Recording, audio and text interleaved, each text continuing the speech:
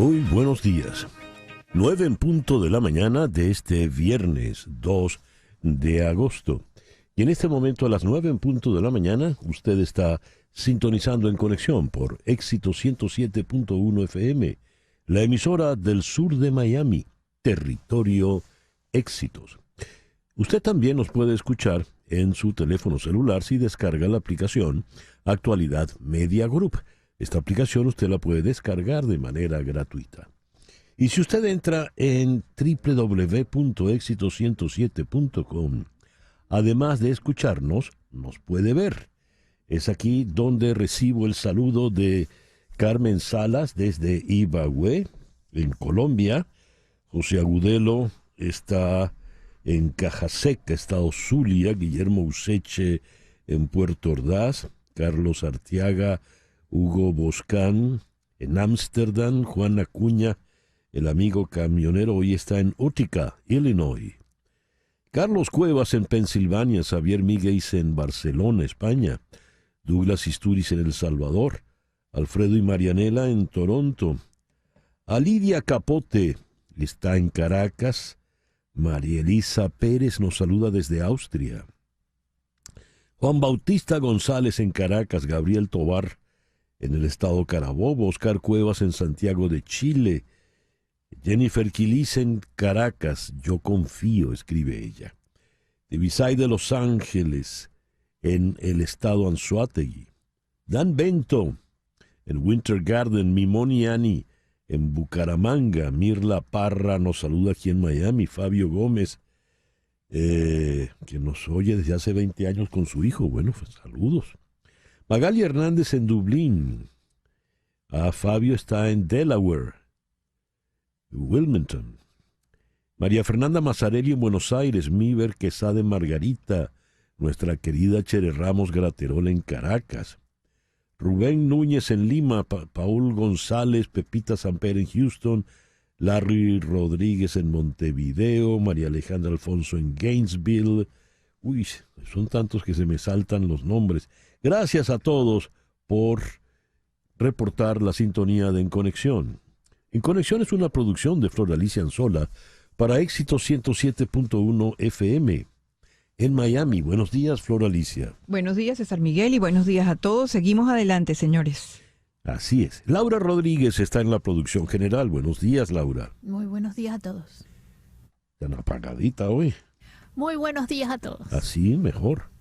En Madrid, en la producción informativa, está Mariel Sofía Rodríguez. Buenos días, Mariel Sofía. Hola, muy buenos días y feliz viernes para todos. Jesús Carreño en la edición y montaje. Carlos Prato en los controles. Buenos días, Carlos. Muy buenos días y feliz viernes. Y ante el micrófono, quien tiene el gusto de hablarles, César Miguel Rondón. Hoy, 2 de agosto, es el día de San Rutilio de África, mártir. San Esteban I, Papa. Santa Centolla de Burgos, mártir. San Máximo de Padua, obispo. San Sereno de Marsella, obispo, y San Betario de Carnuto, obispo también. Viendo el calendario astrológico de Enrico Mariani, tenemos a la luna menguando hoy en Cáncer. La luna de Cáncer es luna de sentimientos, es la luna de los románticos, es la luna de los enamorados. Es la luna para reunirse en familia, es la luna también de la fertilidad. Y esa luna va a cambiar mañana a las 7:09 de la mañana, cuando menguante entrará en Leo, que es la luna para que usted reine y se imponga. El detalle está en que el domingo a las 7:13 de la mañana tendremos la luna nueva, que es el inicio del ciclo lunar. Tiempo para sembrar, para implementar los nuevos propósitos, empezar un proyecto, asunto o actividad con muy buen pie. Entonces vamos a tener la luna nueva en Leo, la luna para imponerse y reinar. Y a partir de ese momento tendremos todo el domingo con la luna en Leo creciente. Para tenerlo en cuenta. Por el día de hoy, entonces, luna menguante en Cáncer, sol en Leo, este viernes 2 de agosto del año 2024. Hoy es el Día Internacional de la Cerveza. La cerveza tiene una historia fascinante que se remonta a los sumerios en la Baja Mesopotamia hace más de 6.000 años. Los fenicios. Es el Día del Trabajador Gastronómico en la Argentina, que también beben cerveza. En Guatemala es el Día de la Dignidad Nacional. En Perú es el Día del Cajón Peruano. Y en Rusia es el Día de las Tropas Aerotransportadas. El programa que hemos preparado para hoy lo vamos a iniciar con el politólogo Walter Molina Galdi en Buenos Aires. Con él vamos a abordar el acontecer político reciente que ha ocurrido en nuestro país y fuera de nuestro país, siempre vinculado al caso venezolano. De Buenos Aires iremos a Ciudad de México para conversar con el historiador Enrique Krauss, el editor de la revista Letras Libres. Queremos intercambiar con Enrique pues sus impresiones, cómo ve él la crisis venezolana. De entonces, de Ciudad de México iremos a Caracas para hablar con el profesor y abogado Juan Carlos Apitz. Él es el decano de la Facultad de Ciencias Jurídicas y Políticas de la Universidad Central de Venezuela, que presentaron en el día de ayer un documento muy, muy importante a propósito de el supuesto recurso de amparo que intenta interponer Nicolás Maduro ante el Tribunal Supremo de Justicia. De Caracas iremos a Montevideo para conversar con Tamara Tarasiuk, directora del programa sobre Estado de Derecho del Diálogo Interamericano en Washington. Tamara, trabajadora de derechos humanos con vasta experiencia en Human Rights Watch, ha escrito un documento muy interesante sobre una eventual transición política en Venezuela. Ella insiste es posible una transición política incluso después de la elección fraudulenta y de la represión que se está llevando adelante. Vamos a conversar con ella a propósito de esto. Después iremos a Washington para conversar con el periodista Gustavo Alegret a propósito del intercambio de prisioneros que llevó adelante la administración Biden con el gobierno de Vladimir Putin. Es el intercambio de prisioneros más grande desde los tiempos de la Guerra Fría. Después conversaremos con el profesor Javier Corrales, quien ha escrito un interesante artículo sobre por qué es importante que lo que se logra en Venezuela se lleve a buen término. ¿Qué es lo que está en juego en Venezuela? Corrales es destacado profesor de ciencias políticas. Y hoy vamos a hacer un foro. La American Psychological Association, la Asociación de Psicólogos Americanos, recomienda establecer un límite de por lo menos 2 horas de desconexión en el uso de redes sociales en momentos críticos. Como estamos en momentos críticos y las redes sociales pasan a ser nuestra principal fuente de información, ¿cómo administrarlas? Para ello vamos a contar con la psicóloga clínica Nathalie Bayet en Madrid y con la psicoterapeuta familiar Stephanie Essenfeld aquí en Miami. Ese es el programa que te hemos preparado para el día de hoy, viernes 2 de agosto. El 2 de agosto del año 49 a.C., el ejército de Pompeyo se rindió ante Julio César tras la batalla de Ilerda.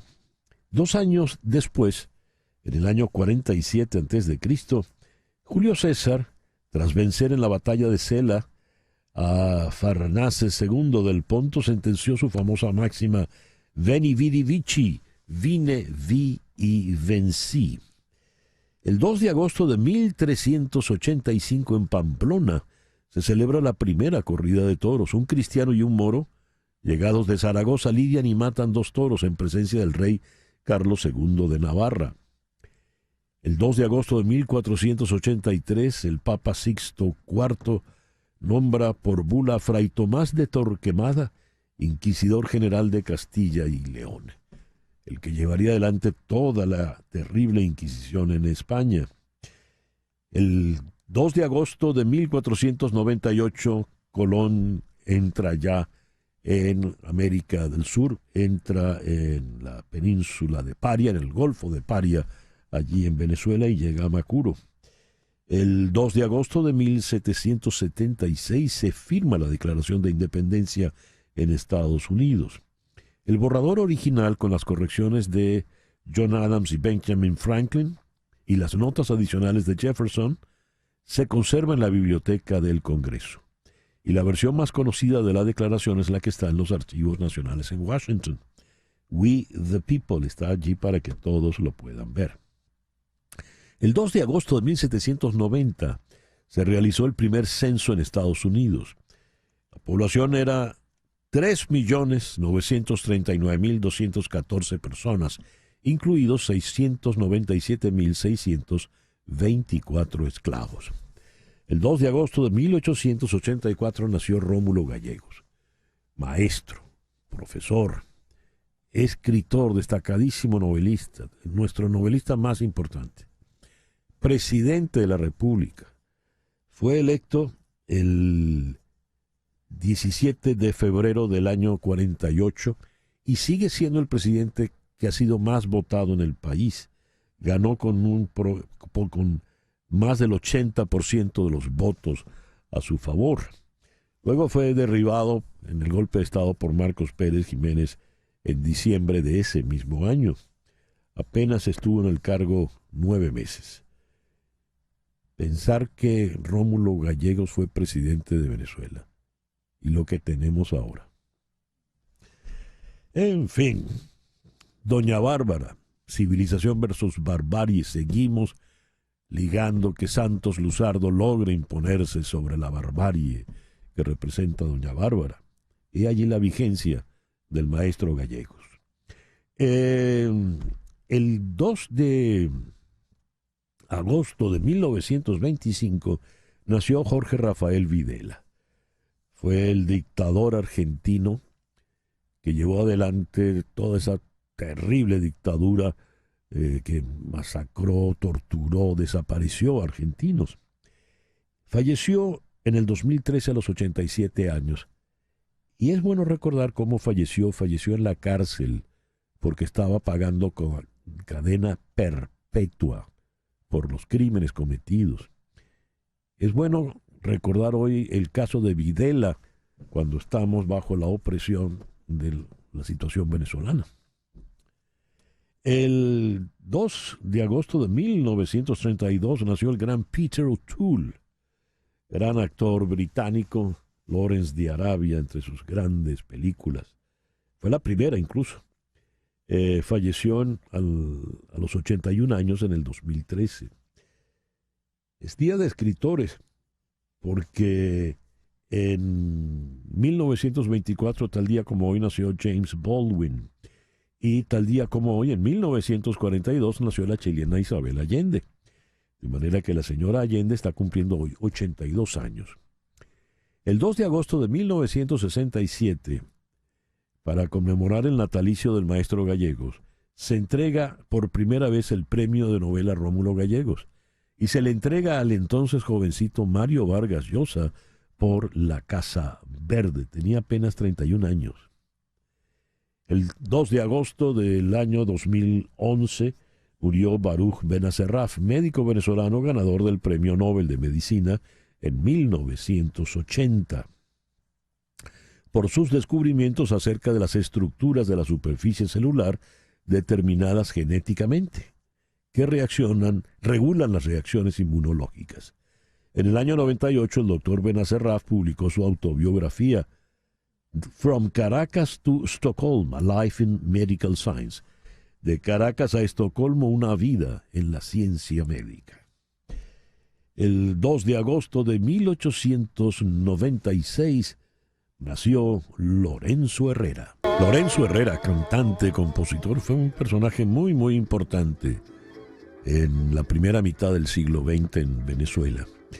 El 2 de agosto de 1921 falleció muy joven, a los 48 años, el gran Enrico Caruso. Donna Immobile de Rigoletto con el gran Caruso. Y el 2 de agosto de 1924 nació el boricua Chivirico Dávila. A mí me gustan estas efemérides. Uno pasa de Giuseppe Verdi a Tite Cureta Alonso. ¿Por qué adoré con Marcolino Dimoni la voz de Chivirico Dávila? El Editorial, con César Miguel Rondón. Baño de sangre. Dijo Nicolás Maduro: si pierdo, viene un baño de sangre. Ha cumplido. Nicolás Maduro perdió. Todos lo sabemos. Todo el mundo lo sabe. Y como perdió, allí está el baño de sangre. Escribe el politólogo Walter Molina: en un mismo día, Nicolás Maduro anunció la creación de campos de concentración para disidentes, donde los torturarán, un crimen de lesa humanidad, y los reeducarán, obligándolos a gritar consignas chavistas. Y Tarek William Saab aseguró que la persecución, que es otro crimen de lesa humanidad, los ayudará a depurar la sociedad. La tiranía chavista frente a la derrota electoral más aplastante posible y el repudio del mundo entero, incluyendo el de muchos dirigentes de izquierda que eran aliados, ha decidido profundizar el terrorismo de Estado. Hoy en Venezuela estamos en un punto de quiebre. O los bárbaros logran instalar un totalitarismo con todo lo que ello significa, o se abren las puertas de la transición hacia la democracia. O se concreta la sovietización del país, o iniciaremos con Edmundo González y María Corina Machado la reconstrucción de una república que agoniza. Es indignante ver a Maduro hablar de criminales, refiriéndose a jóvenes que lo único que hacen es defender el voto que llevaron adelante. Imagino el pánico, el terror de quienes fueron testigos de mesa, pensando que les pueden caer, secuestrar en cualquier momento, solo por haber estado en una mesa donde Nicolás Maduro perdió de manera humillante. Esa es la represión que está llevando adelante como nunca antes la habíamos vivido en Venezuela. Es algo cruel, espantoso lo que está ocurriendo.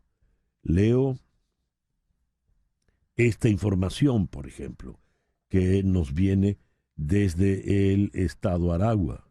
Rita Capriti, vicepresidente de Formación y Programas en el Estado Aragua de Primero Justicia, fue secuestrada en la mañana de hoy a las 12 de la madrugada en su casa en la ciudad de Turmero. No sabemos su paradero. Cuando nos asomamos a la red X, vemos cualquier cantidad de fotografías de jóvenes que fueron detenidos aquí o allá, golpeados, humillados, maltratados, y no se sabe dónde están. Y Maduro los trata de criminales. Maduro promete reeducarlos. Va a hacer carreteras con ellos, así como el general Gómez.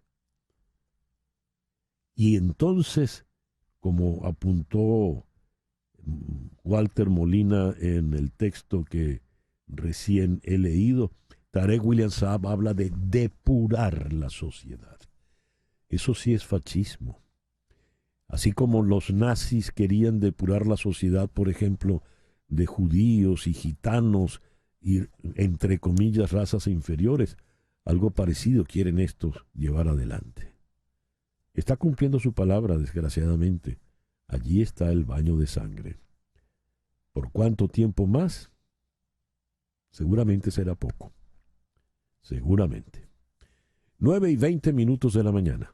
Hacemos una pequeña pausa y al regreso venimos con las noticias más importantes de este viernes 2 de agosto. Esto es En Conexión por Éxito 107.1 FM en Miami. Y a las 9:23 de la mañana vamos con las noticias más importantes del día de hoy. El secretario de Estado Anthony Blinken dijo que la oposición fue la clara ganadora en las recientes elecciones presidenciales de Venezuela y no el líder autoritario actual. Blinken dijo que la evidencia es abrumadora de que el candidato de la oposición, Edmundo González Urrutia, ganó la contienda del domingo. Cito: ante la abrumadora evidencia resulta claro para Estados Unidos, y lo que es más importante, para el pueblo venezolano, que Edmundo González Urrutia obtuvo la mayoría de los votos en las elecciones presidenciales de Venezuela del 28 de julio. La rápida declaración del Consejo Nacional Electoral de que Nicolás Maduro fue el ganador de las elecciones presidenciales se hizo sin pruebas que la respaldaran. El CNE aún no ha publicado los datos desagregados ni ninguna de las actas de recuento de votos, a pesar de los reiterados llamados de los venezolanos y de la comunidad internacional para que lo haga.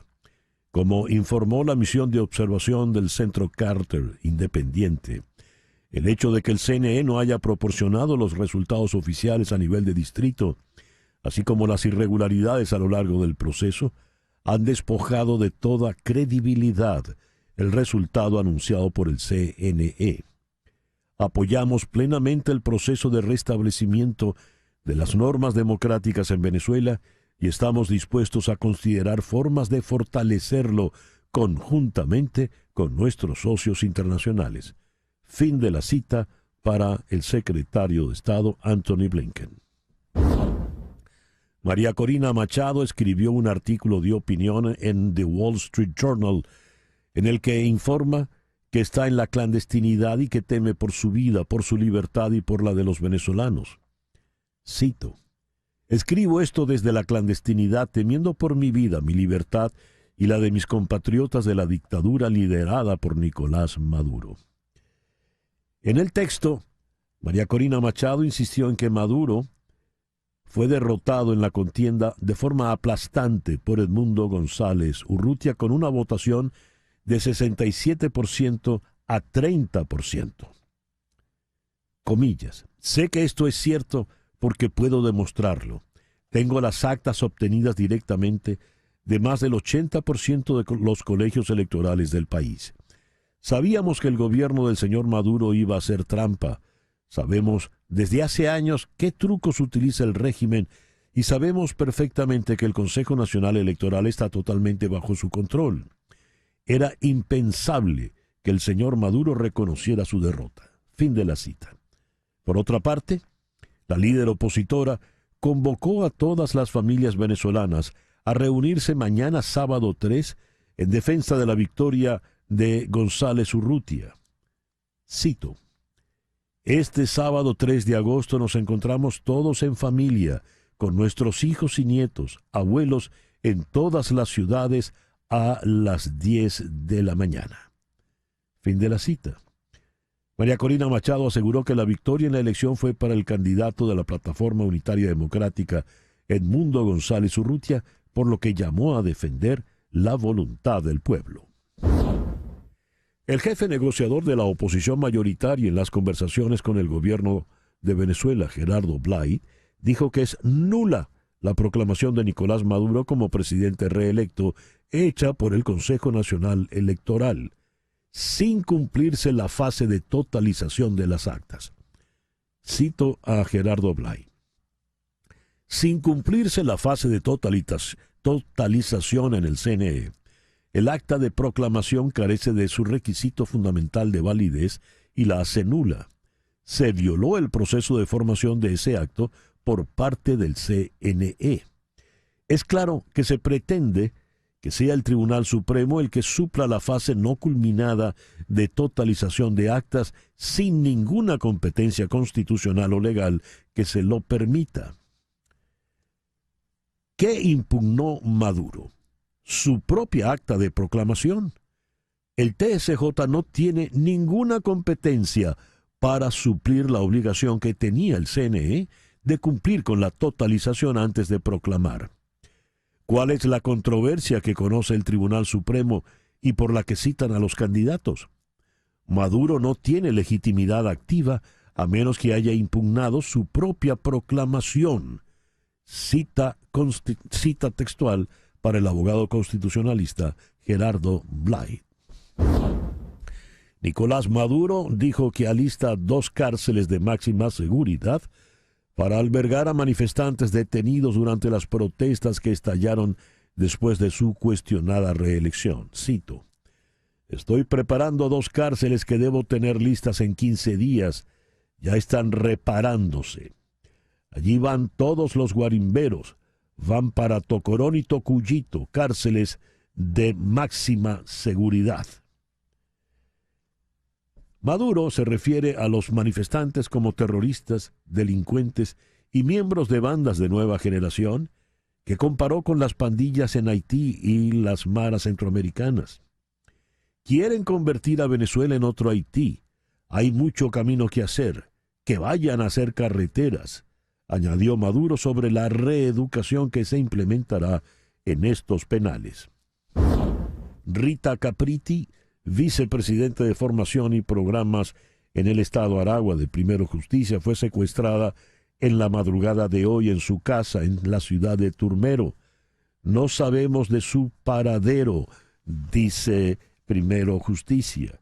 Por otra parte, 20 Venezuela afirma: atraco a las 3 de la madrugada con armas de fuego en El Bejucal, sede nacional de el Comando con Venezuela y la oficina de María Corina Machado. 6 hombres encapuchados y sin identificación sometieron a los vigilantes, los amenazaron y procedieron a hacer pintas, romper puertas y llevarse equipos y documentos. Denunciamos la arremetida e inseguridad a la que somos sometidos por razones políticas y alertamos al mundo sobre la protección de nuestros miembros. Cita textual del comunicado de 20 Venezuela. El presidente de Argentina, Javier Milei, agradeció al gobierno de Brasil por encargarse de la custodia de la embajada argentina en Caracas, donde permanecen bajo protección 6 opositores venezolanos. Agradezco enormemente la disposición de Brasil a hacerse cargo de la custodia de la embajada argentina en Venezuela. También agradecemos la representación momentánea de los intereses de la República Argentina y sus ciudadanos allí, dijo el presidente Milei. Leo en el Pitazo, una fuente vinculada al presidente de Colombia, Gustavo Petro, declaró al diario El Tiempo que Petro reconoce que Nicolás Maduro perdió la elección presidencial de Venezuela y por esa razón trabaja para buscar una solución pacífica a la crisis generada luego de que en la madrugada del 29 de julio el CNE anunciara unos resultados que no fueron reconocidos por la oposición, además de proclamar al mandatario sin dar los cómputos de los votos mesa por mesa. Cito: Colombia trabaja en darles condiciones, principalmente en que le quiten a Maduro la recompensa de $15 millones que ofrece Estados Unidos. Cita textual. En el diario El Tiempo se afirma que Petro insiste en que Maduro debe negociar. Pero el problema es que se sienten acorralados los maduristas, razón por la que tienen una postura más férrea y cerrada. Por eso insistimos en el tema de las sanciones, en que hay que quitárselas. A nosotros nos conviene un proceso democrático. Perdimos el control de la frontera, el comercio se quebró. Mira la migración, necesitamos un nuevo escenario y que sean los venezolanos los que resuelvan y decidan. Cita textual atribuida a Gustavo Petro, según el diario El Tiempo, en Bogotá. El presidente Biden y la vicepresidenta Harris se dirigieron a última hora de ayer a la pista de la base conjunta Andrews para dar la bienvenida a los estadounidenses que fueron encarcelados injustamente por Rusia y liberados como parte del mayor intercambio de prisioneros negociado desde la Guerra Fría. Regresaron a Estados Unidos Ivan Hershkovich, del Wall Street Journal, arrestado a principios de 2023 y condenado por Rusia por espionaje, el ex marín Paul Whelan, encarcelado en Rusia durante 5 años, la periodista ruso-estadounidense Alsu Kurmasheva, atrapada en Rusia mientras visitaba a su madre enferma, y el activista de la oposición rusa Vladimir Kara-Murza, que tiene residencia estadounidense y conoció a Biden cuando era portador del féretro en el funeral del difunto senador John McCain. No hay nada que esté más allá de nuestra capacidad cuando actuamos juntos, dijo Biden a los periodistas cuando le interrogaron. La Casa Blanca está convencida de que Irán atacará a Israel en represalia por el asesinato del líder político de Hamas, Ismail Haniyeh, en Teherán a principios de esta semana, y se está preparando para contrarrestarlo. Pero al gobierno de Biden le preocupa que pueda resultar más difícil movilizar la misma coalición internacional y regional de países que defendió a Israel del ataque iraní en abril, porque el asesinato de Haniyeh se produce en el contexto de la guerra entre Israel y Hamas.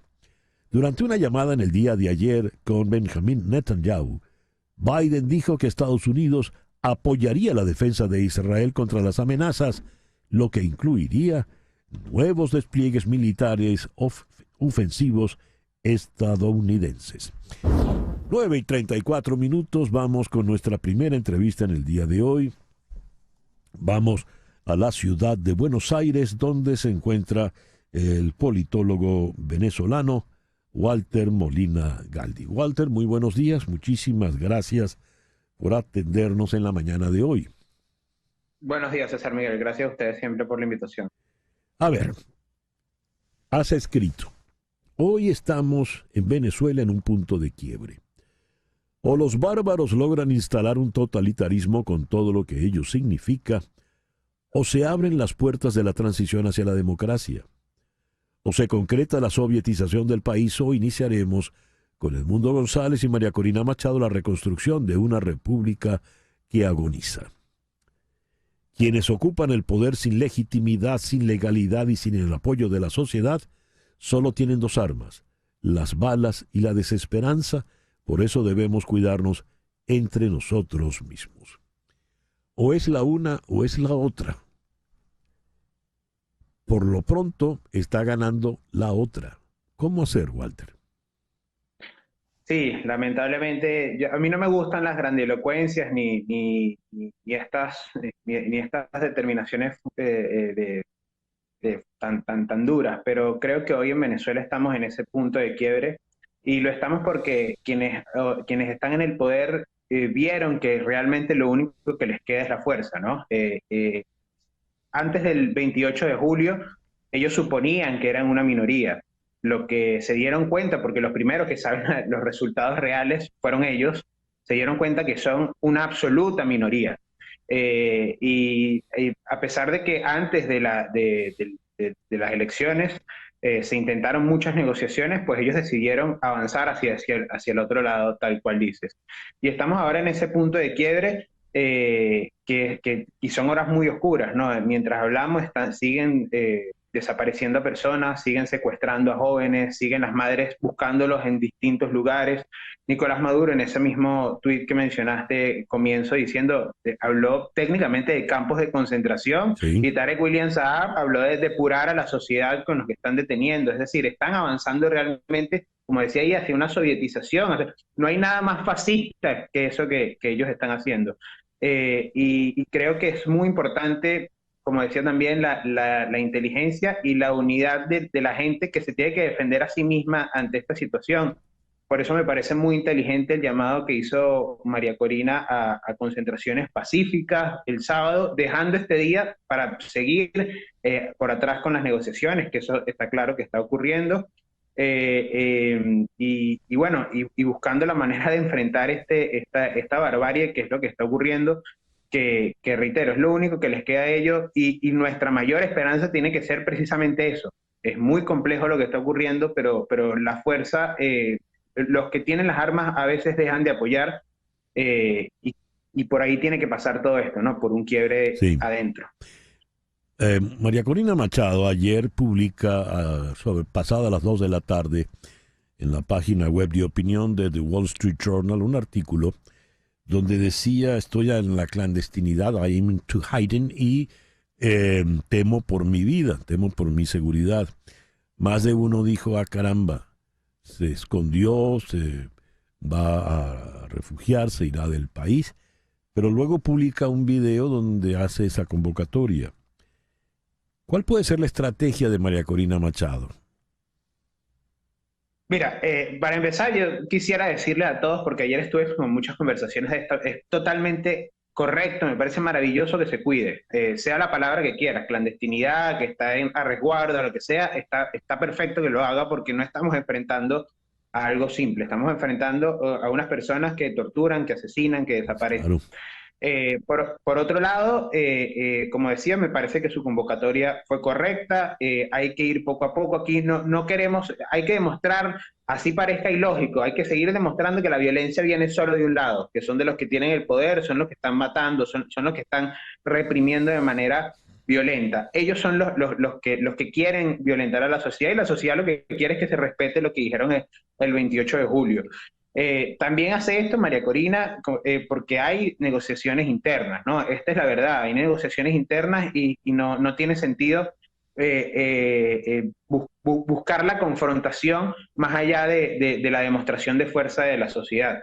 Este es el punto, ¿no? Y María Corina además hace esto, tengamos en cuenta, el secretario Blinken de los Estados Unidos ya prácticamente dio por hecho que Edmundo González Urrutia es el presidente, pero el presidente electo, y esto le da a González Urrutia una suerte de manto, ¿no?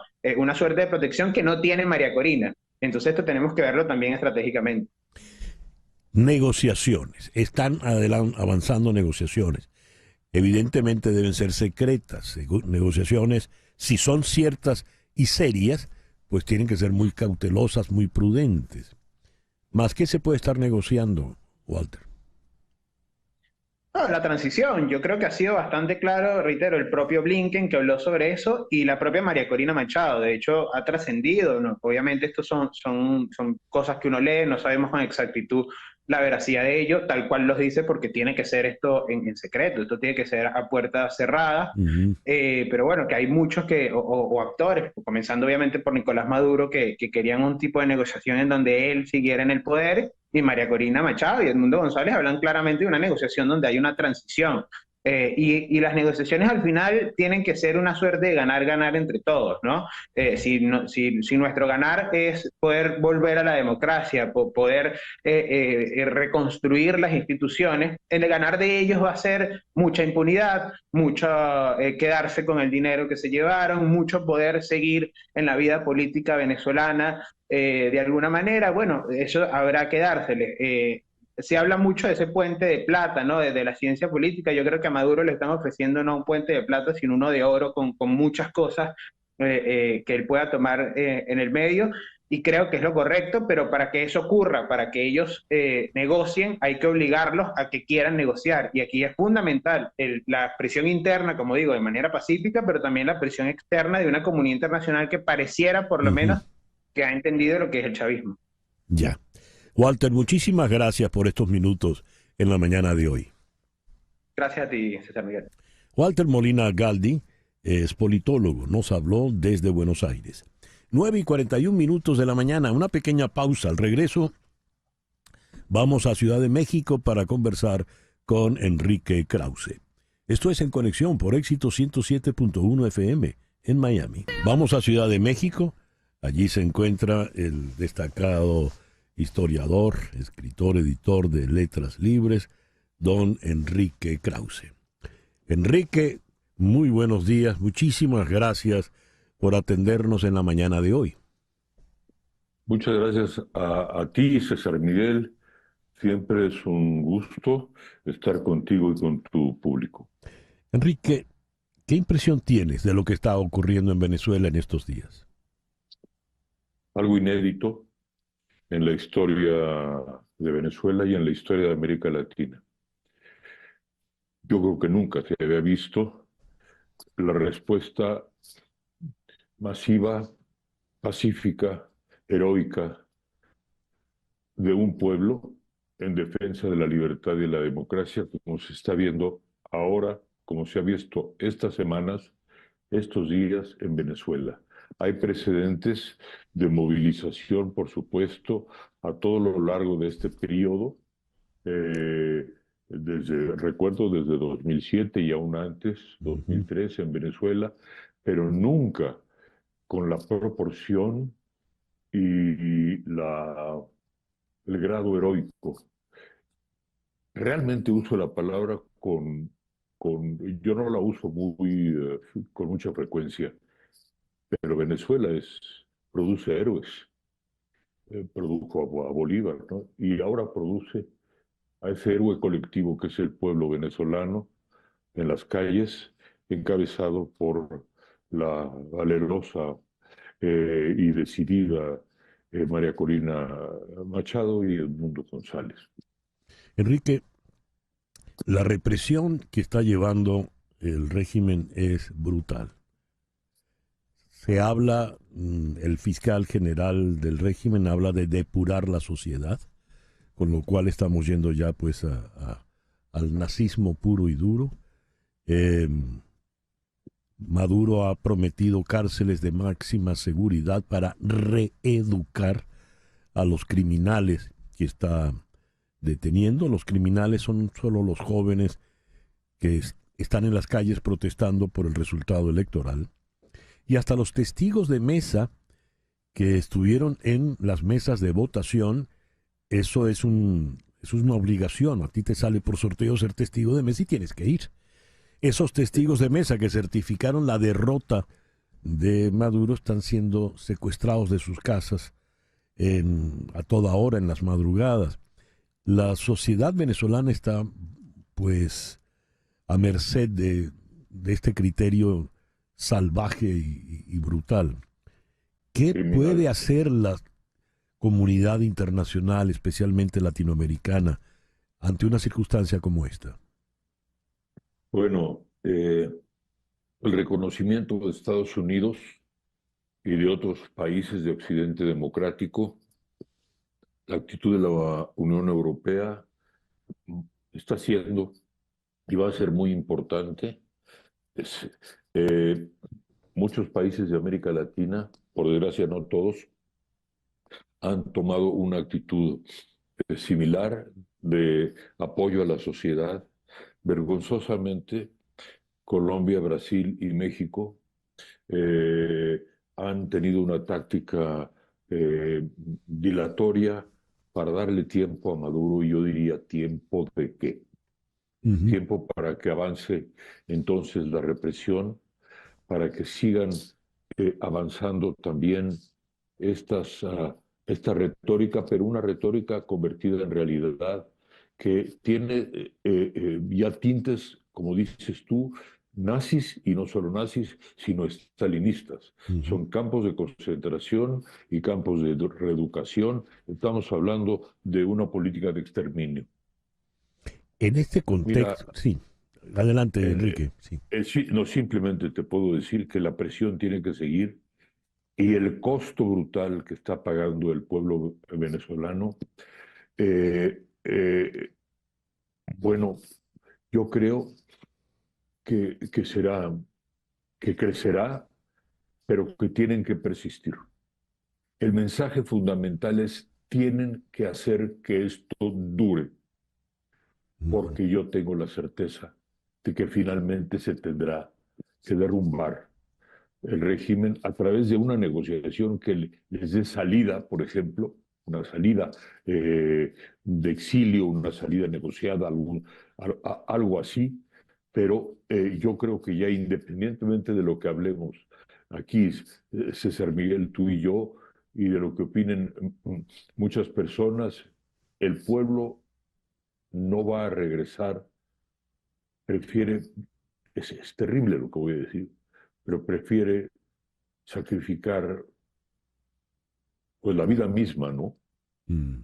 Buena parte de ellos, a vivir en servidumbre y sin libertad, porque sin libertad no vale la pena vivir. Uy. Enrique, el señor López Obrador está de salida. ¿Habrá algún tipo de cambio, al menos en su estrategia política internacional, con la señora Sheinbaum? Desdichadamente pienso que por un tiempo no, César Miguel, y quizá nunca. No me gusta profetizar. Así como estoy seguro que esta vez el pueblo venezolano no va a volver a sus casas simplemente a contentarse con seguir con la pobreza y la falta de libertad. Así pienso que el pueblo mexicano todavía tendrá que pasar tiempo y muchas experiencias de dolor para darse cuenta de los costos del populismo. Yo llegué a Venezuela en 2007, cuando ya, aunque era el pico de la prosperidad petrolera y del chavismo, ya se veía venir que aquello iba a desembocar en algo desastroso para la economía, la sociedad y desgarrar. Nunca pensé que este sentido, pero desgarrar a la sociedad venezolana. En México apenas estamos en el inicio de esa curva. ¿Eh? Y desdichadamente pienso que nos falta mucho que aprender y mucho que sufrir. Dios. El cambio al que tú te refieres, bueno, puede ser que la realidad lo imponga, no la convicción de Sheinbaum, sino la realidad lo imponga, ciertos cambios, ¿no? Pero la fuerza de López Obrador detrás del poder, la sombra de este caudillo detrás del poder, va a ser muy difícil que haya cambios. Y ni siquiera creo que Claudia Sheinbaum tenga esta voluntad. De modo que no, el panorama no es halagador. Y sin embargo, de Venezuela viene la luz de la esperanza, del glorioso pueblo venezolano. Viene la luz de la esperanza. Si en Venezuela sobreviene, se logra la hazaña de un cambio, de una vuelta a la democracia, esto irradiará a América Latina y irradiará al mundo entero. No estoy hablando de una utopía, estoy hablando de algo que creo que puede ocurrir. El 3 de agosto hay una movilización para cobrar la victoria. Existe el reconocimiento de Estados Unidos. No se puede, César Miguel, gobernar contra todo un pueblo. No se puede. Enrique, te agradezco de verdad de manera muy, muy especial y personal tus palabras en la mañana de hoy. Yo simplemente a tu público, a los venezolanos que nos están escuchando, les digo, hagan que esto dure.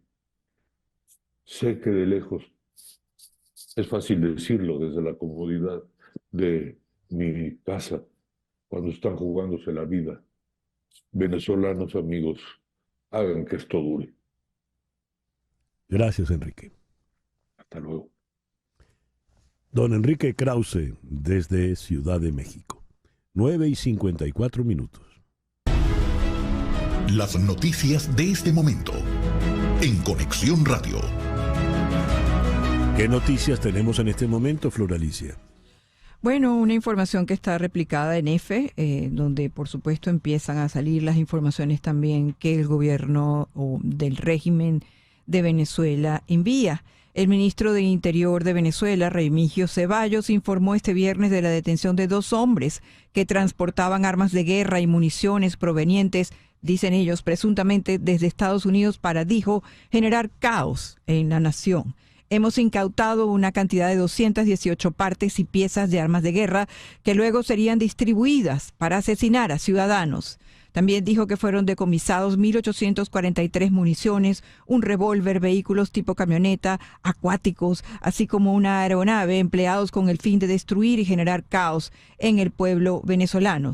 Ceballos agregó que por transportar estas armas y vehículos fueron detenidos 2 hombres en Caracas, entre ellos un exfuncionario del Cuerpo de Investigaciones Científicas, Penales y Criminalísticas. Esa es la información que replica EFE. Gracias, Flor Alicia. Dios. Ayer se publica un documento, un comunicado de la Facultad de Ciencias Jurídicas y Políticas de la Universidad Central de Venezuela, donde se lee que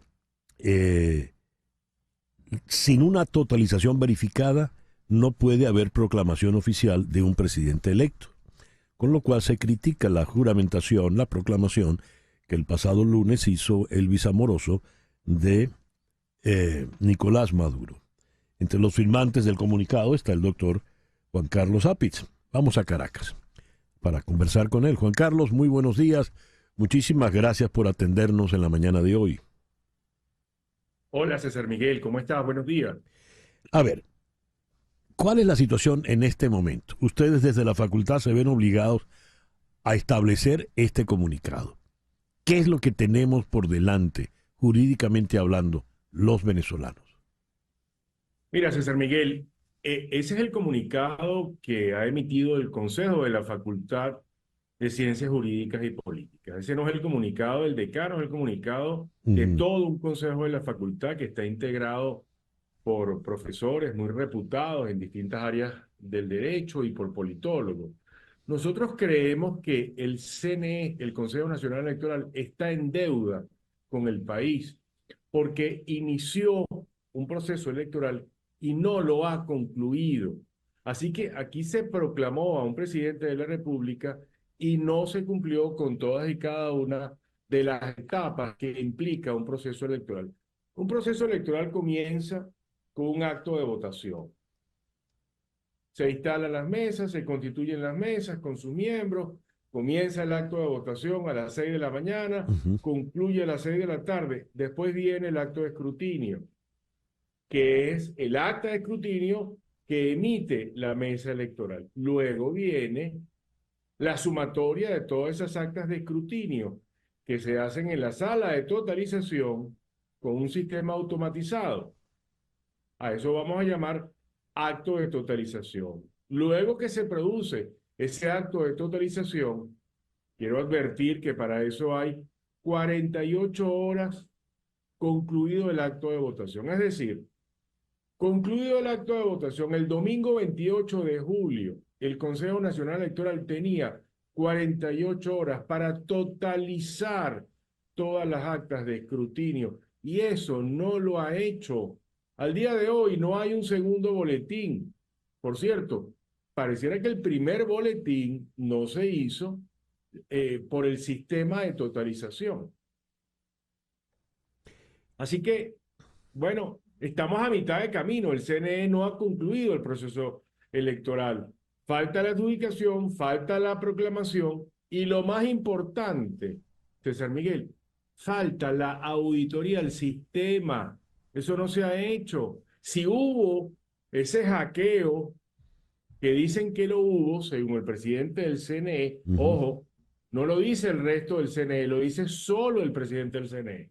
El resto de los rectores han guardado silencio sobre esto, pero si hubo un hackeo, es a través de la auditoría que la misma ley de procesos electorales y su reglamento dice la manera en que tiene que hacerse.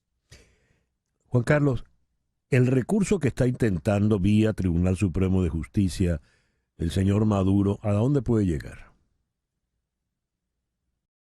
Bueno, mira, la verdad es que yo no, tengo que ser honesto contigo. Yo no sé el contenido de ese recurso. No se sabe. Yo no he tenido acceso al escrito que presentó el presidente de la República. Lo que sí tengo que decir responsablemente es que eso es un contrasentido. Bueno, no lo declararon ganador. El presidente a solas no agarró y le entregó un acta de proclamación, sin haber totalizado, por cierto, todas las actas de escrutinio. Uno va a un tribunal cuando no le reconocen un derecho. Bueno, a él se lo reconocieron por adelantado, pero ya se lo reconocieron. Luego, para que haya posibilidad de una acción judicial, el CNE tiene que haber concluido con la actividad que le establece la ley de procesos electorales y su reglamento. Eso no ha pasado.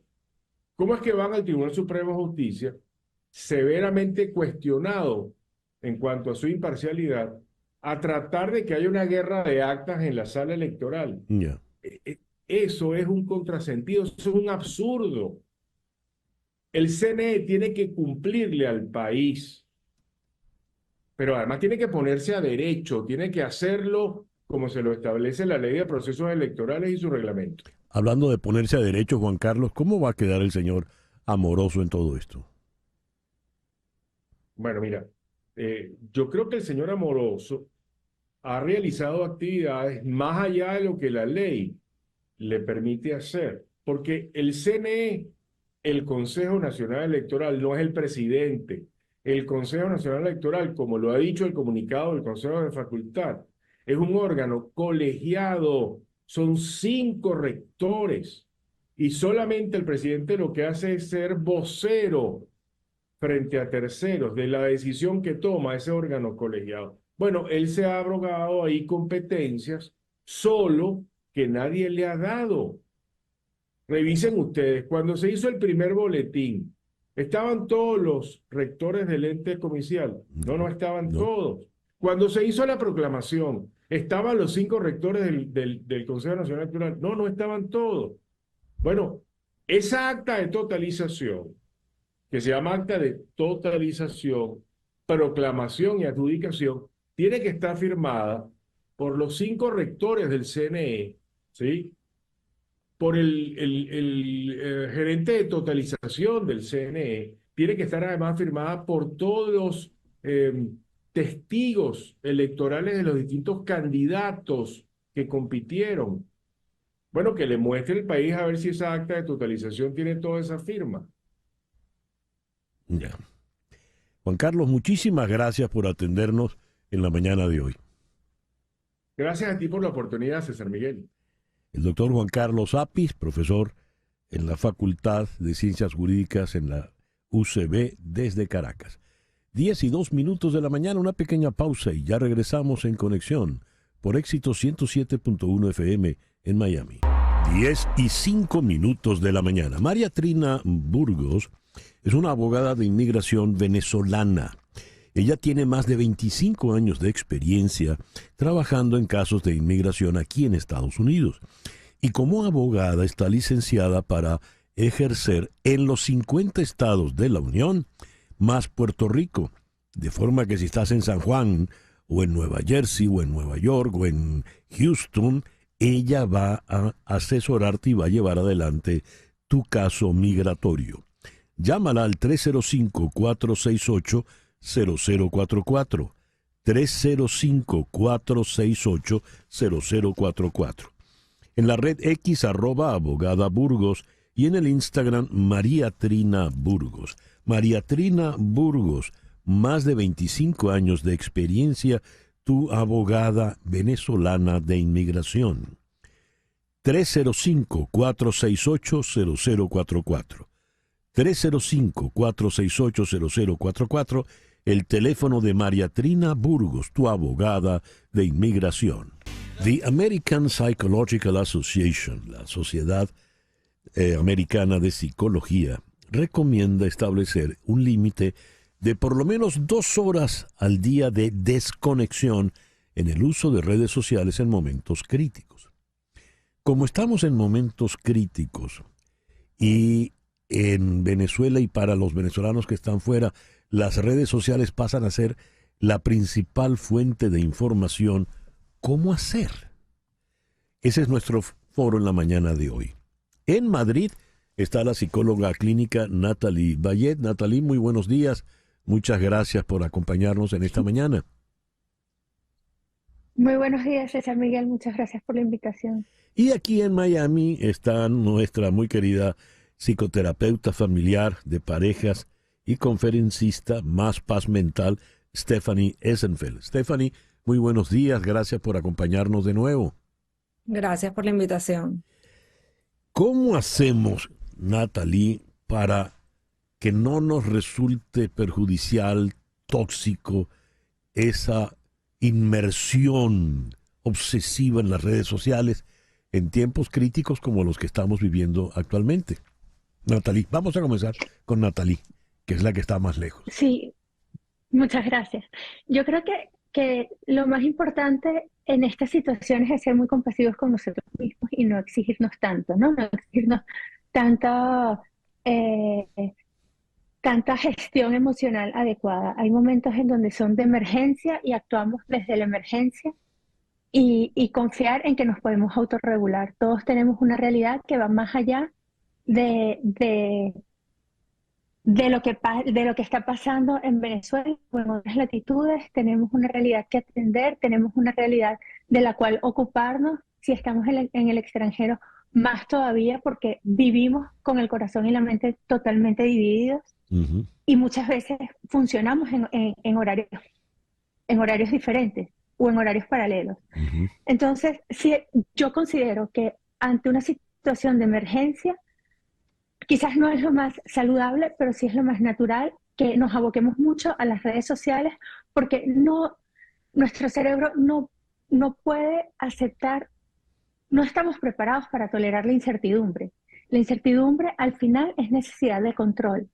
Y el estar informado, el saber lo que está pasando, de alguna manera nos genera esa sensación de control. Pero hay una realidad que va más allá, y es que nos podremos enterar antes o después de la noticia, pero nosotros tenemos muy poca capacidad de acción sobre esas noticias. Y el saberlo antes o después no va a cambiar la realidad de lo que está pasando.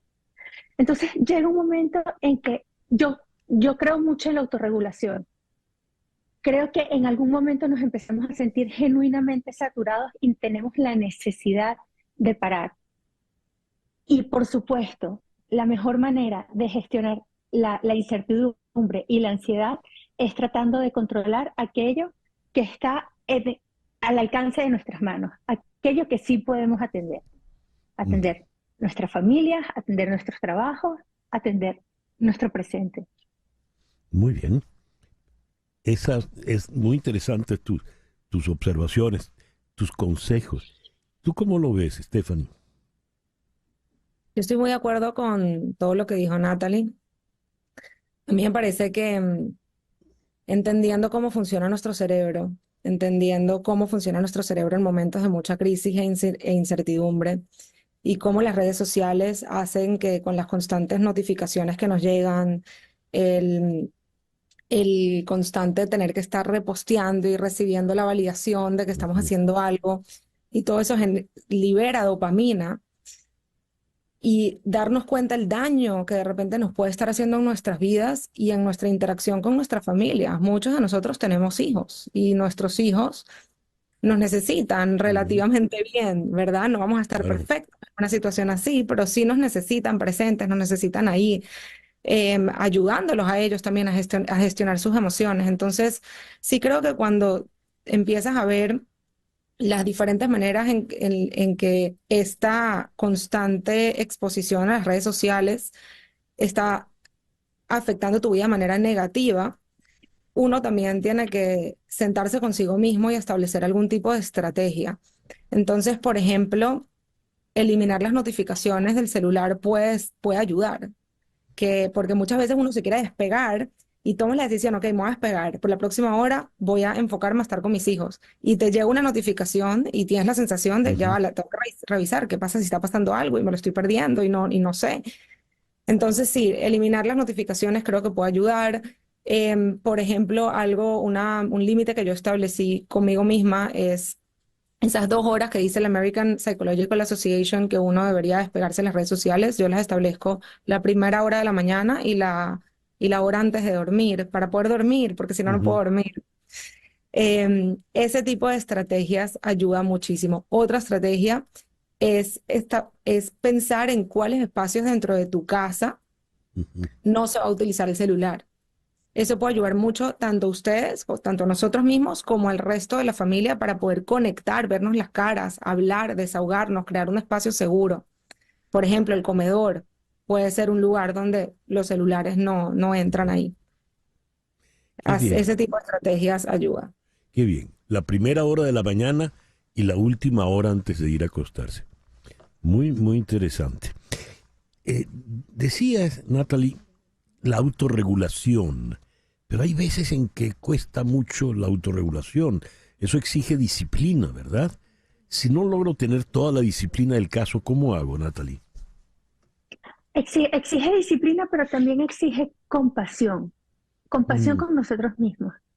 El saber que en algún momento estoy desbordada y no me puedo autorregular es importante, y aceptarlo, porque además nuestro cuerpo siempre va a hacer todo lo necesario para mantenernos vivos y saludables.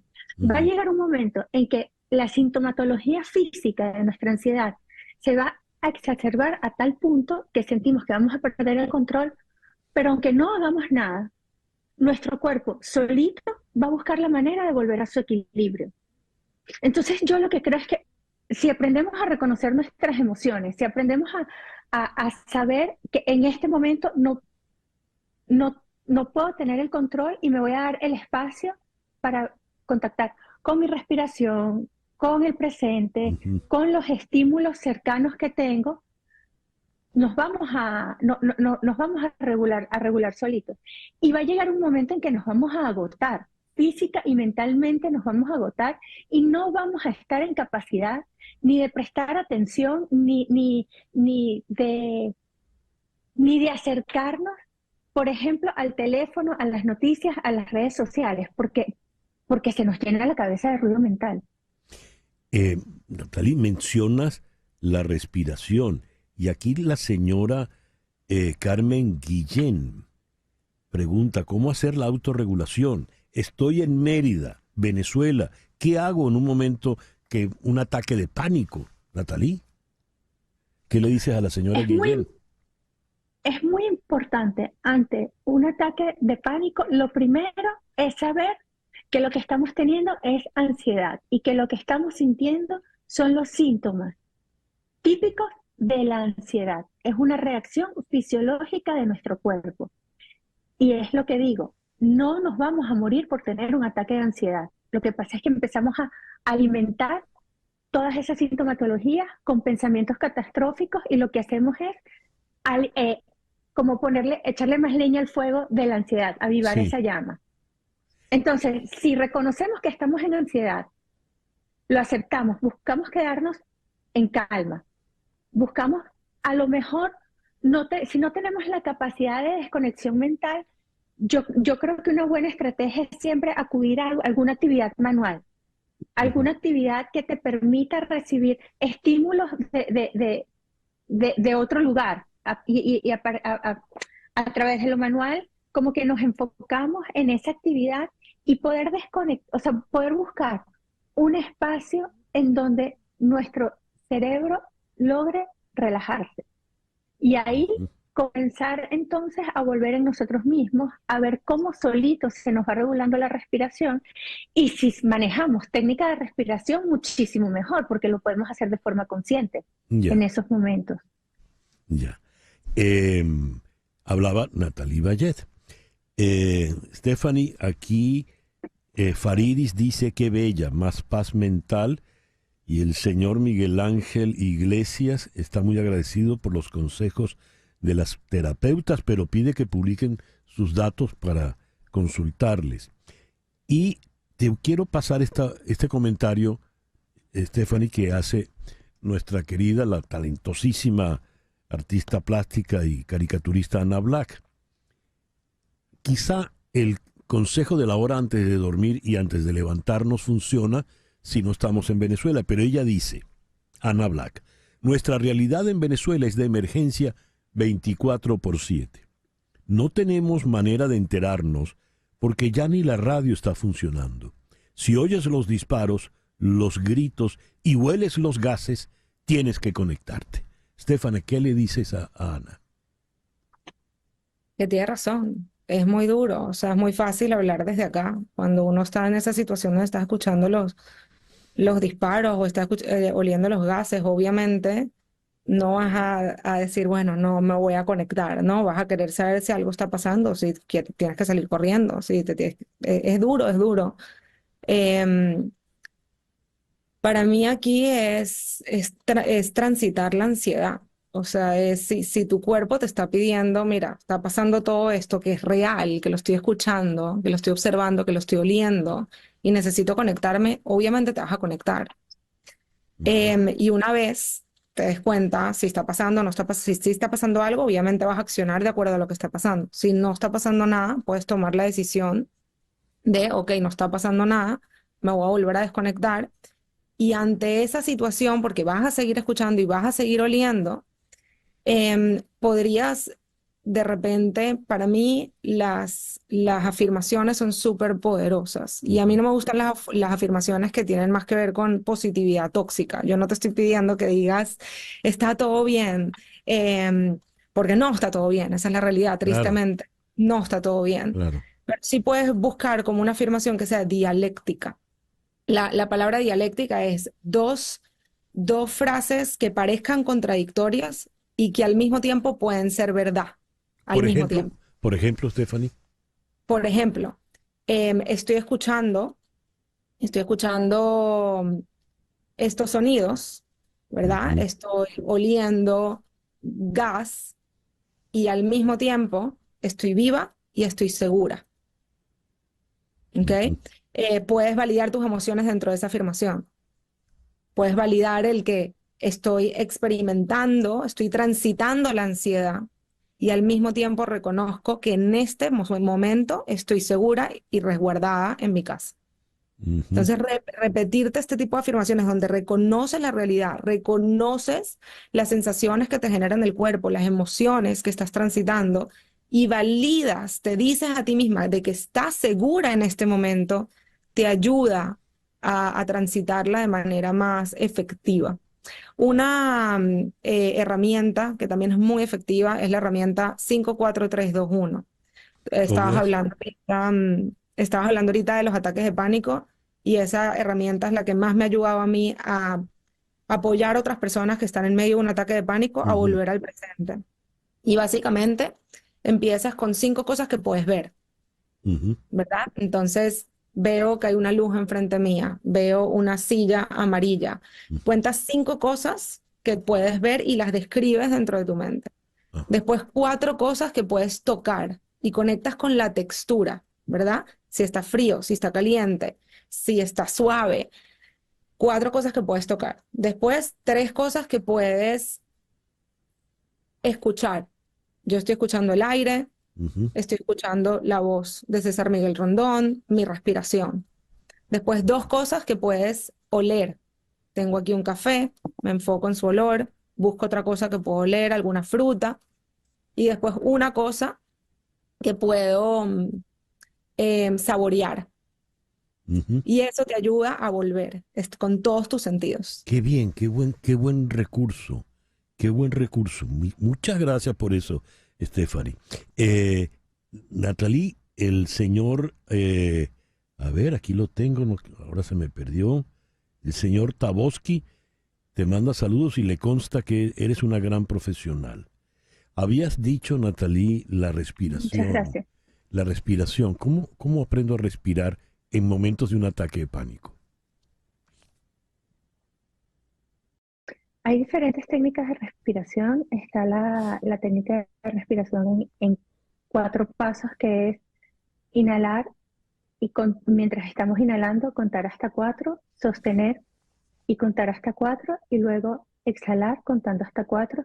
Eso poco a poco va a ir ayudando a que se nos regule el ritmo cardíaco, a que se nos regule, sí, se nos regule nuestra respiración y a tener contactos con nosotros mismos. También está hay técnicas de relajación, la relajación progresiva, el ir tensando y soltando nuestros músculos o nuestra musculatura corporal de forma progresiva. También nos ayuda a contactar con nosotros mismos, a tener conciencia de nuestro cuerpo, a saber que somos nosotros los que estamos gestionando nuestro cuerpo y no es algo que se escapa de nuestras manos, sino es tomar conciencia de que nosotros mismos podemos volver a intentar estar en ese estado de equilibrio.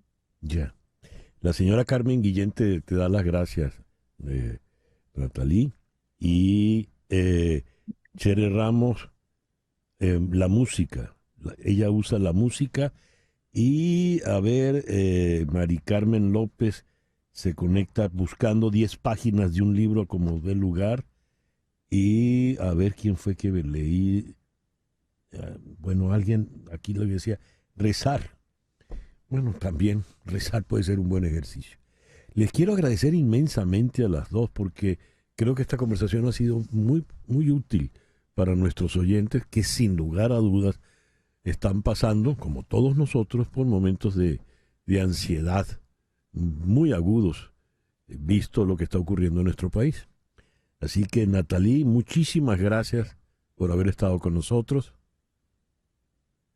Muchísimas gracias por la invitación, César Miguel. Y Stephanie, como siempre, muy, muy agradecido contigo.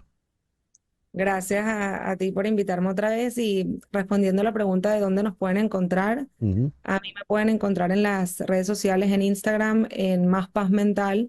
Y si me escriben la palabra meditación, se les envía una meditación para transitar emociones y poder regularlas dentro de ti.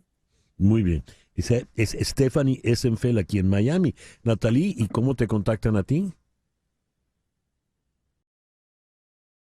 @Natalie en todas mis redes. También tengo un canal en YouTube que se llama En Serio, en donde hay muchísima información, hay muchísimo material. Hemos transitado durante muchos años situaciones críticas en Venezuela y ahí hay muchas herramientas que también pueden ser de mucha utilidad para tu público. Muy bien. Natalie Vallet, psicóloga clínica en Madrid. Natalie y Stephanie, muchísimas gracias a las dos. 10:24 de la mañana, hacemos una pequeña pausa. Al regreso vamos a Montevideo para hablar con Tamara Tarasiuk sobre cómo armar y procurar la transición política en Venezuela. Esto es En Conexión por Éxitos 107.1 FM aquí en Miami. Una transición política en Venezuela puede ocurrir incluso después de una elección fraudulenta seguida de represión, donde los resultados son disputados y quienes están en el poder se niegan a ceder el control. Históricamente el régimen no ha hecho concesiones voluntarias y ello no va a cambiar. La pregunta clave es cómo proporcionar incentivos dentro de los límites del Estado de Derecho a quienes podrían facilitar un cambio desde el sistema político represivo vigente hacia el desafiante camino a la democracia. He leído un texto de Tamara Tarasiuk. En la actualidad, Tamara es la directora del programa sobre Estado de Derecho del Diálogo Interamericano en Washington. Vamos hasta Montevideo para hablar con ella. Tamara, muy buenos días. Muchísimas gracias por atendernos. Buen día, César Miguel. Un gusto hablar contigo nuevamente.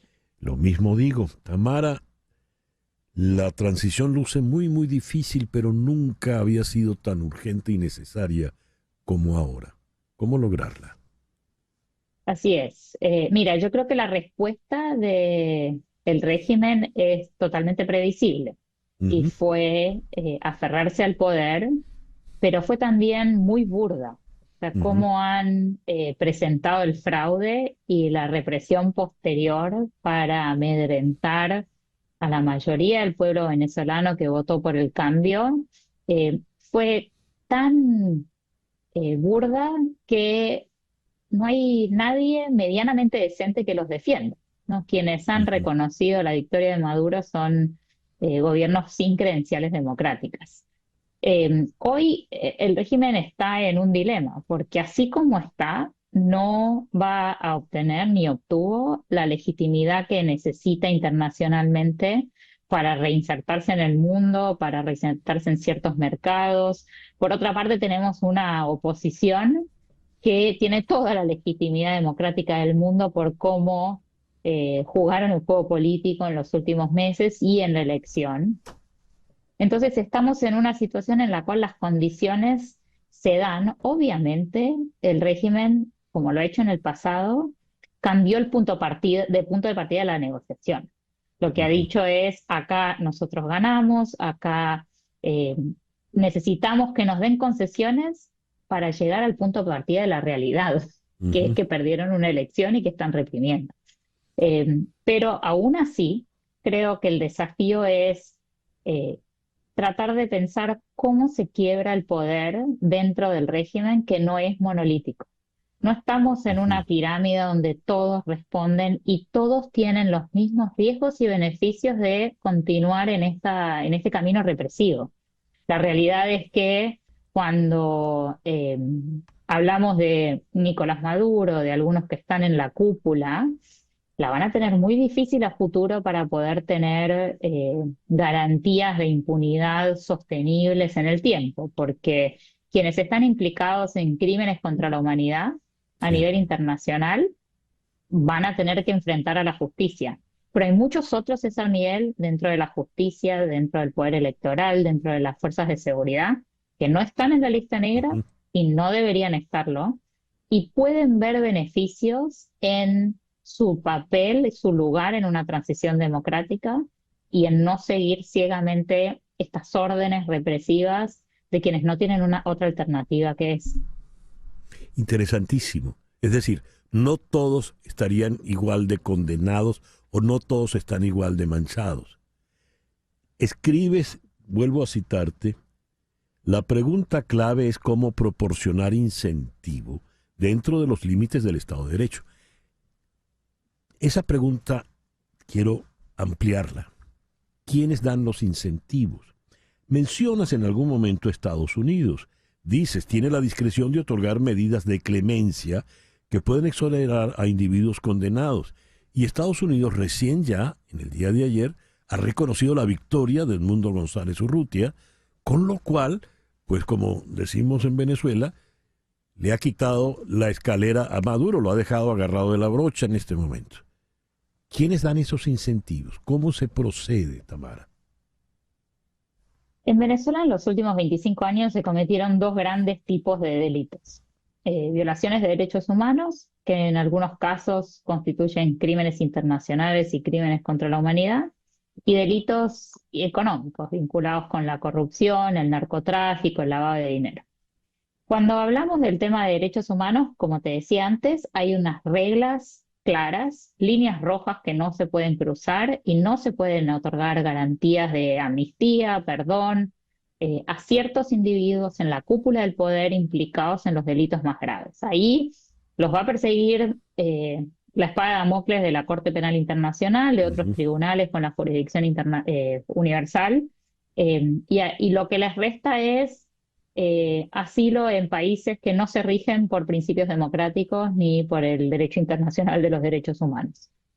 Los otros delitos que tienen que ver con corrupción, narcotráfico, lavado de dinero, si bien hay una intención y un interés a nivel internacional de investigarlos, los fiscales tienen muchísima discreción sobre cómo hacerlo. Y eso en esencia es los acuerdos negociados, los plea bargaining agreements en Estados Unidos, pero no solo en Estados Unidos, sino en distintos países. Los fiscales pueden dar beneficios de reducción de penas, a cambio de información que colaboren con la justicia. Ahí hay una oportunidad para otorgar beneficios a individuos que cometieron ciertos delitos que no están en esa línea roja del derecho internacional de los derechos humanos, porque la realidad, César Miguel, es que en Venezuela hay mucha más gente que robó que gente que está implicada en crímenes contra la humanidad. Y ahí es donde hay una oportunidad de empezar a ver cómo se genera ese quiebre. Empezar a mostrarle hoy a los policías, los militares que están en la calle, a los militares que tienen copia de las actas, que pueden verificar que lo que publicó la oposición es real, a miembros del poder electoral, a gente dentro del gobierno, inclusive en posiciones clave, que no son los que dieron las órdenes de torturar y reprimir, que hoy van a tener un futuro, o pueden tener un futuro mejor con una pena reducida. Y el extremo, digamos, es lo que mencionabas de Estados Unidos, que el presidente puede dar medidas de clemencia. Eso es totalmente discrecional. Y lo hicieron con Saab y lo pueden hacer, no gratis, sino a cambio de medidas concretas de aporte hacia la transición democrática. Y el periodo clave es desde hoy hasta enero. Y es inevitable que esa negociación ocurra. Tamara,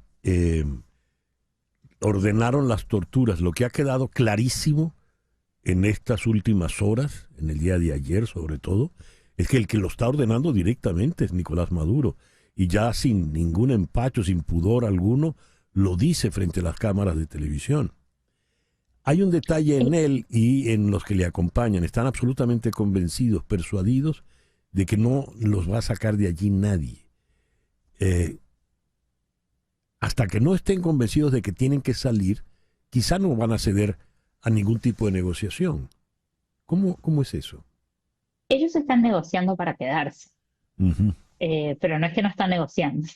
Ellos necesitan quedarse y yo creo que subestimaron el valor del pueblo venezolano y el margen de victoria de Edmundo González el domingo. fueron intentos tras intentos de tratar de reducir el margen que pronosticaban las encuestas para que el fraude sea un poquito más creíble. Pero fue tan burdo que hoy decidieron arremeter con una brutalidad total. Yo creo que el riesgo más grande hoy es que la gente sienta miedo por la represión que se está viendo hoy en el país. Y se está viendo que están yendo con todo. Pero la realidad es que la comunidad internacional está del lado del pueblo hoy. Sí. El anuncio de Estados Unidos de los resultados, y no hay nadie decente que lo defienda a Nicolás Maduro. Y a mí no me sorprende que él vaya con todo, porque ya no tiene que perder. Pero hay muchos que los rodean que sí tienen mucho para perder. Y tendrían una mejor posibilidad de subsistencia política y de libertad y dinero si deciden ponerse del lado correcto de la historia. Y este es el momento para que tomen esa decisión. Tamara, muchísimas gracias por habernos acompañado. Ha sido una conversación por demás interesante. Gracias a ti siempre. Tamara Tarasiuk, desde Montevideo. Tamara ha escrito este documento importantísimo, se puede leer en Infobae, y ella en la actualidad es la directora del programa sobre Estado de Derecho del Diálogo Interamericano en Washington, D.C. 10:37, vamos ahora sí a Washington, donde está nuestro amigo, el periodista y analista Gustavo Alegret. Gustavo, muy buenos días. Gracias por... No tienes tienes el mute, me dicen. Y la cámara, no te estamos viendo, Gustavo. A ver, con Gustavo vamos a hablar porque con el tema de Venezuela, pues el tema de Venezuela ha arropado por completo cualquier otra cantidad de noticias e informaciones, pero hay muchas otras cosas que están ocurriendo sobre las cuales hay que detenerse. Ha ocurrido entre Estados Unidos y Rusia el intercambio de prisioneros más grande desde los tiempos de la Guerra Fría. Ha sido un intercambio complejo, muy sofisticado. Involucró a 24 personas y 7 países: Alemania, Polonia, Eslovenia y Noruega.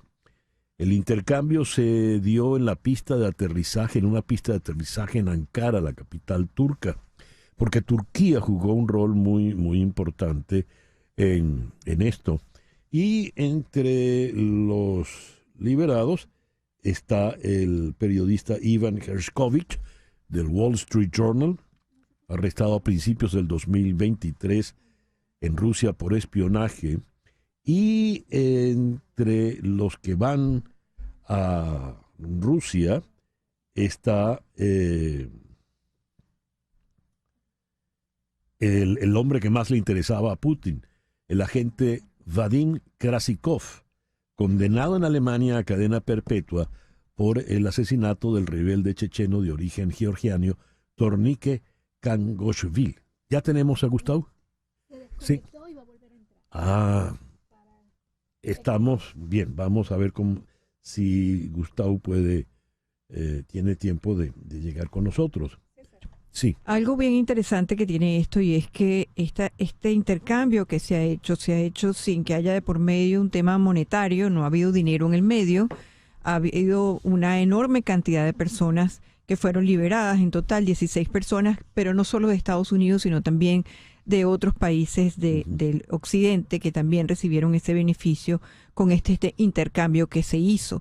Es vital también decir un detalle que me pareció muy interesante, y es que esta acción se dio justo antes y ya en conocimiento de que el presidente Biden tuviera que, decidiera informarle a la población en Estados Unidos de que iba a renunciar a la posibilidad de ser candidato demócrata por la presidencia. Es decir, él ya sabía que eso era la acción que iba a tomar, pero igual siguió adelante con este proceso y se ha llevado a buen término. Ya.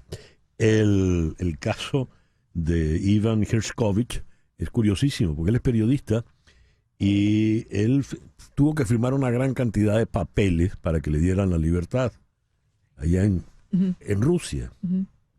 Sí. Y entre los que firmó una solicitud para entrevistar a Putin. Sí. Eso es lo que se llama pasión de periodista. Sí, periodista es periodista. Sí. No pudimos hacer el contacto con... ¿Está ahí? Gustavo, buenos días. Es que sigue sin audio, nos están informando. Bien, vamos entonces ahora a la pausa. Ahora sí. Vamos a la pausa. Son las 10:44. TVV Network está realizando una cobertura especial sobre lo que acontece en Venezuela. Avances noticiosos en vivo todas las horas. Y además tenemos la última de lunes a viernes a las 8 de la noche en vivo con Carla Angola. Y en las mañanas a las 7 de la mañana también de lunes a viernes, Carlos Acosta en vivo. Todo esto por TVV Network. Debería centrarse en Venezuela. Lo que ha demostrado la oposición es histórico y tiene implicaciones para el futuro de la libertad en el mundo. Las elecciones venezolanas se llevaron a cabo con las reglas y normas más obstruccionistas imaginables. En el texto, luego de describir y puntualizar esas obstrucciones, se llega a este párrafo. No es frecuente ver a movimientos democráticos salir tan victoriosos después de todos estos obstáculos que se les presentaron. No hemos visto demasiados triunfos democráticos de esta magnitud en este tipo de entorno, durante esta era de retroceso democrático. Esto fue una demostración para que el mundo lo viera. A pesar de los obstáculos, es posible movilizar el voto contra una maquinaria terrorista. Esto lo escribe el profesor Javier Corrales, profesor de Ciencias Políticas en el Amherst College en Massachusetts. Vamos hasta Massachusetts para conversar con él. Javier, muy buenos días. Muchísimas gracias por atendernos en la mañana de hoy. Un placer, gracias por la invitación.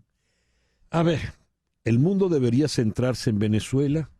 Se logró esa victoria histórica, abrumadora, apabullante, pero ahora el régimen desata una represión como nunca la había tenido y ya abiertamente por radio y televisión. Maduro ordena prisión, torturas a criminales, etcétera, etcétera. Criminales para él, los jóvenes que están protestando en las calles. ¿Qué puede pasar? Bueno, aquí hay varios escenarios, vamos a poner los que yo creo que serían más interesantes de discutir. El primero es que se atrinchera el gobierno y se entre en una especie de cuba-nicaragüización, en el sentido de que repriman y se queden y se acabe el cuento. Pero existe una tesis, esto es solamente para pensarlo, de que el gobierno tiene todavía la posibilidad de entrar en una negociación. Para hacer esta negociación, no hubiera convenido haber admitido haber sido derrotado inmediatamente. Es decir, si yo le hubiera dicho perdí, pues no puede negociar nada. Pero al decir gané y gané de este modo y ponerse así tan duro y tan bravo y tan obstinado, él tiene existe todavía la esperanza de que lo puedan convencer de que entre en una negociación. Yo creo que este es el escenario más positivo. En Venezuela estamos acostumbrados a ver escenarios positivos evanecerse, pero todavía existe esa idea. Tal parece que esa es la idea que tienen Brasil, Colombia y México, que son los países de América Latina que se han sumado a este esfuerzo de entrar de buscar una solución. Pero bueno, vamos a ver, quién sabe. Yo creo que esto es algo que se está discutiendo en Venezuela, o sea, nos atrincheramos hasta morir, o damos muestras de una fortaleza para poder entrar en una negociación de algún tipo. Hay un momento en que el dictador, el que sea, cede. Hasta el mayor extremo, él va a estar convencido de que él puede todavía solucionar, permanecer en el poder y seguir gobernando. Creo que eso es lo que está evidenciando Nicolás Maduro y la camarilla que le rodea, Jorge Rodríguez, Diosdado Cabello, el propio señor Amoroso. Es decir, vamos a permanecer en el poder y esto es una dificultad transitoria. Esto, sí. Las aguas van a volver a su nivel. ¿De qué manera podemos o se pueden persuadir de que no es así? En primer lugar, partiendo de la base de que no es una situación transitoria, sino que se llegó ya, como se dice, al llegadero. Creo que la lección que han sacado los chavistas bajo el gobierno de Maduro es efectivamente eso, que cada vez que viene un brote, un estallido, es cuestión de meses y regresa todo a la tranquilidad. Entonces yo creo que ellos tienen ese panorama en mente. Y no es descartable porque ellos reprimen con una fuerza brutal, o sea, no es que les den un aguacerito lo que les cae encima, lo que les viene es algo...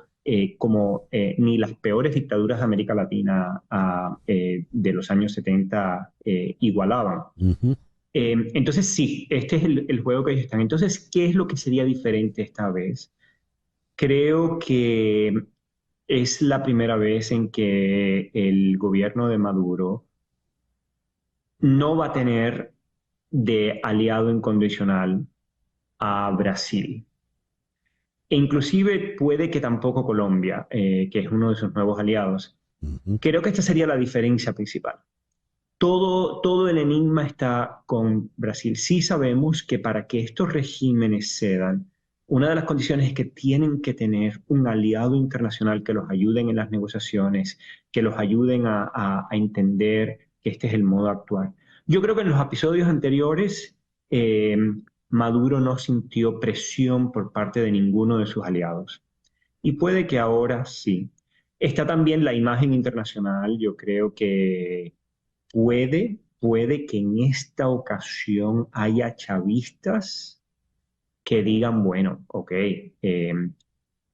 saquemos a Maduro, que en definitiva no ha sido tan bueno para nosotros. El chavismo tiene un sinfín de instituciones controladas que no estarían en juego, la asamblea, las gobernaciones, etcétera. Y podemos sacrificar a Maduro porque vamos a retener otras instituciones. Entonces, como aquí no está totalmente en juego el poder del chavismo en su totalidad, pero solamente una presidencia, puede que exista esta esperanza que entre la combinación de Brasil y este posible razonamiento de algunos chavistas hagan que pueda haber una negociación. Pero bueno, perdón, estoy hablando del modo más positivo posible. Sí, sí. ¿Y qué rol, Javier, jugaría en esto el estamento militar? Vital, no, o sea, en todo este tipo de situaciones, cuando viene un estallido de este tipo, sobre todo porque hay una disputa electoral y sobre todo porque al gobierno se le sorprende haciendo un fraude de este tipo, el gobierno tiene que tomar la decisión de cuánto va a reprimir. Y se habla del costo de la represión. Bueno, quienes determinan cuán alto es el costo son los militares. Entonces, lo que pasa es que en Venezuela no hay un solo aparato coercitivo. Hay muchos. Sí, sí. Entonces, hablar de un crack en una de estas unidades tal vez no sea suficiente. Tiene que haber cracks en otras de las unidades que reprimen en Venezuela. Pero sin ese crack, sin esa grieta, sería muy difícil pensar en una transición. Una última pregunta, Javier. Di por sentado, a beneficio de esta conversación por radio, que en efecto estamos en un momento que no es transitorio, en un momento pivotal, irreversible. Mi pregunta es esa. ¿Usted cree que es irreversible? Yo sí creo, yo sí creo que el chavismo todo el año del 2024 ha venido cometiendo errores unos tras otros. Esto los debilita. Uno podría decir que desde la época del pináculo del poder de Guaidó hasta el 2023 parecía que era una fuerza que atinaba, que estaba en ascenso. Pero lo que estamos viendo, uno pudiera decir, es el chavismo en un proceso de de demasiados errores, de demasiadas torpezas, y esto les tiene que afectar. Entonces yo creo que el rumbo por el que vamos, ya que es un rumbo lleno de torpezas, es reversible. Javier, muchísimas gracias por habernos atendido en la mañana de hoy. Encantado, muchísimas gracias. El profesor Javier Corrales es profesor de Ciencias Políticas en el Amherst College en Massachusetts. Es un autor muy, muy destacado con obra importante en materia de ciencias políticas. Todo un privilegio haberlo tenido hoy acá en el programa. A manera de conclusión, Flor Alicia, creo que podemos reparar. Tamara Tarasiuk, Javier Corrales y Enrique Krause, las tres voces importantes que tuvimos en esta mañana, hablaban de negociaciones. Sí, los tres hablan de negociaciones, los tres lo ven como algo viable, como un proceso de decadencia interna que está presentando el chavismo, y hay una pulsión importante en cada uno de ellos por esa función fundamental que ejercen los ciudadanos en este momento, a pesar de la represión, de la necesidad de que se mantengan en la calle. Yo llegué a copiar si no me equivoco, una frase maravillosa que dijo Krause, donde hablaba de los venezolanos como héroes, recordando que Venezuela es una tierra de héroes, produce héroes. Esa frase me quedó muy clara. También la importancia que tiene la presión ciudadana y la presencia ciudadana ante los ojos del mundo para reclamar eso que hemos logrado. Esta mañana tuve un contacto para averiguar con un periodista un tema en particular para poderlo tocar, y el saludo del periodista fue, yo le dije, hola, ¿cómo estás? ¿Cómo te sientes? Y él me dijo, ganamos. Y después empezó a contestar mis preguntas. Entonces fue cuando me di cuenta, caramba, es que no nos lo hemos dicho, César. No hemos dicho que ganamos. Los venezolanos tenemos que decírnoslo. Ganamos. No hemos cobrado todavía, pero ganamos, señores. Ese tiene que ser nuestro saludo. Nosotros ganamos. La democracia ganó. Los que estamos del lado bueno de la historia, que es estos derechos que tenemos a la libertad y a la democracia, ganamos. Luchemos por eso. Lo que nos falta es poco. Es difícil, pero poco. Muy bien. ¿Cómo estás, Flor Alicia? Ganamos. Muy bien. Magnífico. Gracias. 10:57. En Conexión fue una producción de Flor Alicia Anzola para Éxito 107.1 FM en Miami, con Laura Rodríguez en la producción general, María Sofía Rodríguez en la producción informativa, Jesús Carreño en la edición y montaje, Carlos Prato en los controles, y ante el micrófono, quien tuvo el gusto de hablarles, César Miguel Rondón.